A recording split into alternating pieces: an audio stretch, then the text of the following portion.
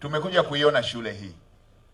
Ndugu zangu wa Tanzania, shule hii ni kielelezo cha uwepo wa kiongozi mwenye maono, Daktari Samia Suluhu Hassan. Haya ni maono, na si maono tu ya kwenye maandishi, ya kwenye mipango. Ameona na ndani ya muda mchache sana, takriban miaka 4 na sehemu hivi, zimejengwa shule zaidi ya 100. Mheshimiwa Naibu Waziri amesema 103 za aina hii kwa nchi nzima.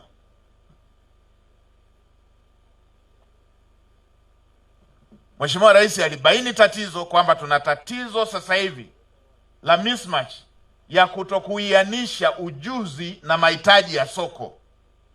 Ninyi mtakumbuka, mtakubaliana nami, kuna kipindi kiliwahi kupita, ilikuwa ukimpata mtu ametoka pale chuo cha ufundi Arusha, ametoka pale Moshi Technical, ametoka pale Dateki, ametoka pale Mzumbe ADM, ilikuwa na Mbeya, ilikuwa ukimpeleka kazini haumfundishi kazi, ameiva.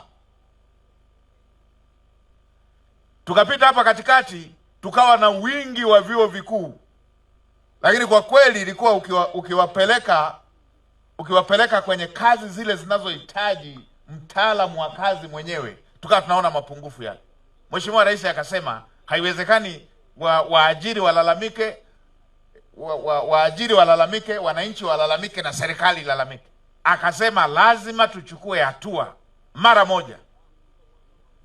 Akatenga fedha, na mimi ndo niliyekuwa natumwa mchaka huo wa kukimbia kuhakikisha fedha za kujenga shule za aina hii nchi nzima zinapatikana, na zimejengwa shule 103 ndani ya kipindi cha miaka 4, na mojawapo ikiwa hapa. Tena ya hapa ni special zaidi kwa sababu inalenga kwenye science.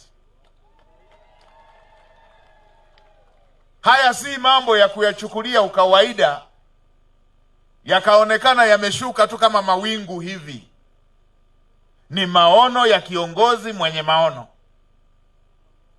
Lakini si hilo tu, katika kipindi chake ndio kipindi ambacho ameongeza wigo wa vyuo vya kati na vyuo vikuu. Kila mkoa una kipande chake. Mwalimu Nyerere aliwahi kusema, ukitaka kuwasaidia wananchi masikini wa Tanzania, wasomeshe watoto wao. Kuwasomeshea watoto wao ni kuwapa nyavu badala ya kuwapa samaki.